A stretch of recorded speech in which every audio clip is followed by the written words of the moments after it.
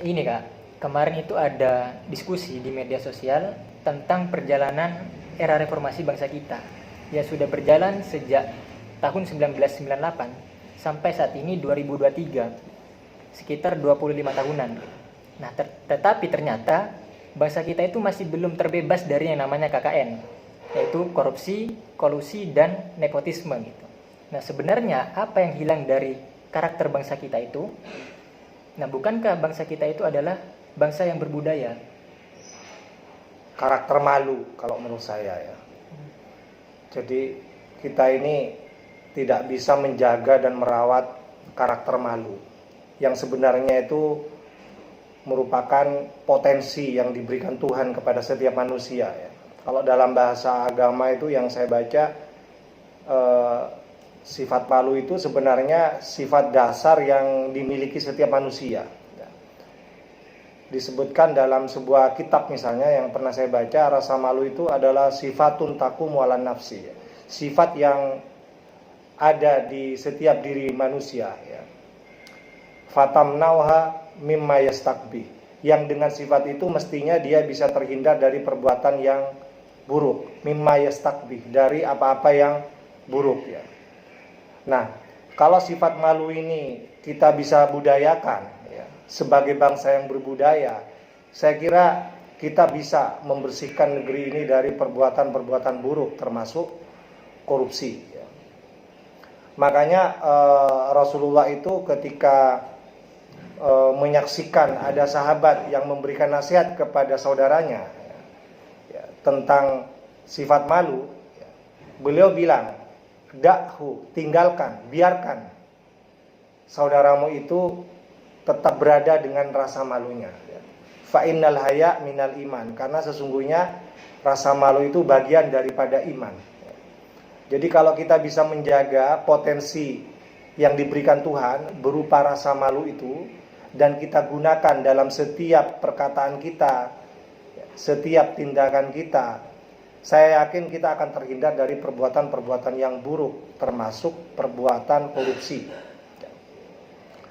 Nah, coba bayangkan ya, kalau misalnya setiap orang menggunakan rasa malu ini sesuai dengan apa yang diamanahkan oleh Tuhan ya, saya yakin kita bisa berkontribusi untuk membersihkan negeri ini dari perbuatan-perbuatan kotor seperti korupsi. Sebagai seorang pejabat misalnya ya, kalau kita misalnya mau mengambil hak orang lain ya, kemudian hadir rasa malunya, enggak jadi kan kita mengambil hak orang lain. Kenapa? Karena kita malu. Kalau misalnya kita seorang pejabat punya kewenangan yang luas ya, dengan kewenangan itu kemudian kita menyalahgunakan kewenangan untuk kepentingan diri sendiri, untuk keluarganya, untuk golongannya, kemudian kita gunakan rasa malu, maka kita tidak jadi melakukan penyalahgunaan kewenangan ya. Makanya sekali lagi, kalau kita bisa membudayakan rasa malu itu, kita bisa terhindar dari perbuatan-perbuatan korupsi ya. Kalau kita jadi pengusaha misalnya ya, malu kalau kita misalnya berbuat curang ya. Malu kalau kita bisa melakukan persaingan yang tidak sehat ya. Malu kalau misalnya kita itu merugikan orang lain ya. Nah, ini contoh-contoh ringan ya. Seandainya kita mau menjaga dan merawat sikap malu itu dan membudayakannya dalam kehidupan kita, hanya dengan satu saja kita bisa berkontribusi untuk mewujudkan cita-cita reformasi, membersihkan negeri ini dari korupsi. Jadi seperti itu menurut saya, yang paling utama adalah kita ini sepertinya kehilangan rasa malu dan perlu mengembalikannya kembali ya, dalam setiap diri kita masing-masing. Jadi seperti itu kalau menurut saya. Selain karakter malu itu Kak, mungkin ada karakter lain itu Kak, yang kalau misalnya berbicara karakter lain ya, selain malu, ya kita mestinya jadi orang yang qanaah kalau dalam bahasa agama ya. Qanaah itu menerima secara jujur hasilnya sesuai dengan kerja kita, sesuai dengan jabatan kita kalau jadi pejabat. Nah, kalau kita bisa membudayakan qanaah ini dalam setiap kerja kita, ya, saya yakin kita akan terhindar dari perbuatan-perbuatan korupsi, ya, mengambil hak orang lain yang bukan hak kita. Kenapa? Karena kita jujur menerima hasil kerja kita sesuai kemampuan kita, sesuai jabatan kita. Kalau memang jabatan kita itu berada di eselon 3 misalnya, ya, yang gajinya itu tidak lebih dari 5 juta tiap bulan, kemudian tiba-tiba kita dengan jabatan kita salah gunakan untuk meraup keuntungan yang lain di luar hak kita, sehingga kekayaan kita mencapai 56 miliar misalnya, ya kan? Nah, ini berarti kan dia tidak qanaah, tidak menerima secara jujur betapa hasil kerjanya dia mestinya harus disesuaikan dengan jabatannya, disesuaikan dengan kemampuannya.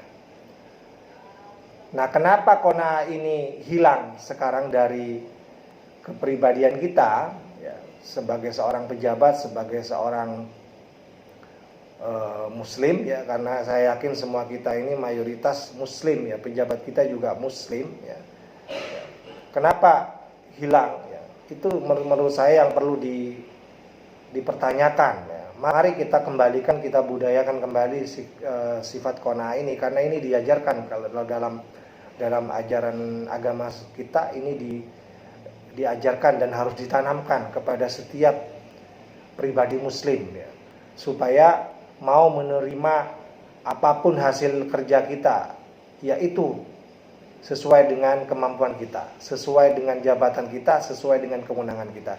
Jangan pernah menuntut lebih, ya, karena kalau menuntut lebih pasti berkecenderungan dia melakukan penyimpangan atau penyelewengan.